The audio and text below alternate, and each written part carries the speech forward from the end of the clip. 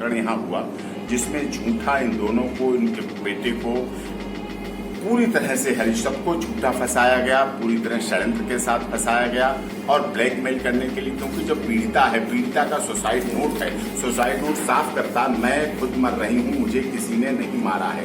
जब वो इस बात को कह रही है, पूरी तरह से सबके सामने है और ये चार्जशीट का पार्ट है। राइटिंग टेस्ट हो गई, सब कुछ सही है, सब कुछ सही है। गांव के 20 लोगों ने एफिडेविट एसपी साहब अलीगढ़ को दिए और कोर्ट में दिए कि ये लोग परिवार बिल्कुल निर्दोष है, झूठा फंसाया गया।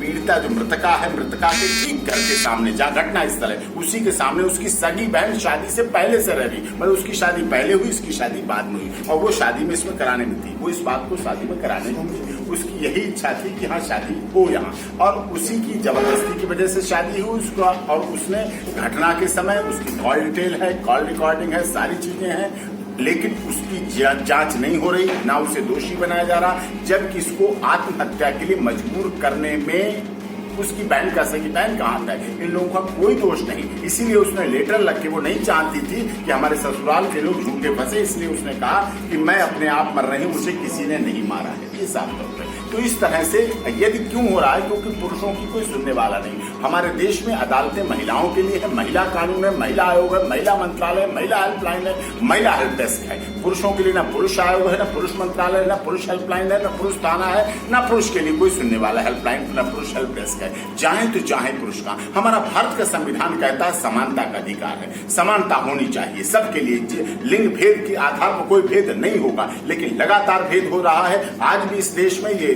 बात बहुत तथ्य की बात मैं कह रहा हूं, प्रतिदिन देश में 150 से 250 पुरुष प्रतिदिन पीड़ित होने की वजह से आत्महत्या करते हैं। और उन आत्महत्याओं केवल अलीगढ़ के लोग नहीं, केवल उत्तर प्रदेश के नहीं है, उन पुरुषों की आत्महत्या करना हो मुंबई फिल्म इंडस्ट्री के लोग हैं, आप भी नाम बहुत से जानते हैं, राजनीतिक स्तर के लोग हैं, IAS IPS लॉबी के स्तर के लोग हैं, नेवी के लोग हैं, आर्मी के लोग हैं, मीडिया से जुड़े हुए लोग हैं, जुडिशरी से जुड़े हुए लोग हैं, राजनीति से जुड़े हुए लोग हैं, धनाढ्य है, पद वाले हैं, वो सब इस बात कैसे रोक लगेगी इस पर रोक लगने के लिए आपको एक सामाजिक आंदोलन बनाना पड़ेगा। जब तक हम सामाजिक आंदोलन नहीं बढ़ाएंगे तब तक ऐसे रजनी और पप्पू सिंह कितने लोग जेल में सड़ते रहेंगे। पप्पू सिंह बीमार है, दुखी है, परेशान है, फिर भी जेल में, कोई उनकी सुनने वाला नहीं। लेकिन इसी तरह से जब हम अपनी बात को लोगों तक ले जाएंगे, सामने ले जाएंगे, अभी पीड़ित पुरुष कोई बनना नहीं चाहता है, यद्यपि उसका बेटा मर जाता है, लेकिन फिर भी वो बाप और मां नहीं कहते हैं कि मेरा बेटा अपनी पत्नी से परेशान था इसलिए उपसाप नहीं। ये इसलिए हम ये चाहते हैं कि एक तरह से जन आंदोलन वाला मुद्दा है, जनहित का मामला है,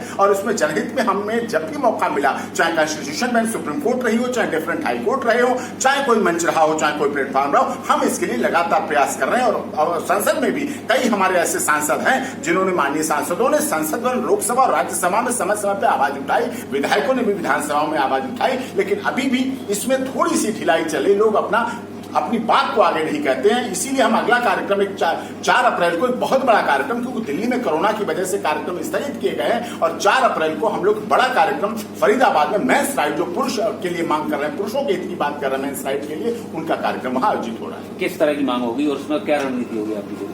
देखिए, हमारी सबसे बड़ी यही मांग है कि जिस तरह से पीड़ित पुरुषों को टॉर्चर किया जा रहा है, हरेसमेंट होता है, उनका हरेसमेंट रुकना चाहिए, न्याय मिलना चाहिए, न्याय दिखना चाहिए। और पुरुष से जुड़ी महिला, रजनी देवी हो, चाहे ऐसी नंद, देवरानी, जेठ, जेठानी, भाभी, मौसी, बुआ, कितनी महिलाएं हैं जो पुरुषों से जुड़ी हुई हैं, उनके साथ यही हाल होता है, उनके साथ इसी तरह की घटनाएं। देशव्यापी मुद्दा कैसे?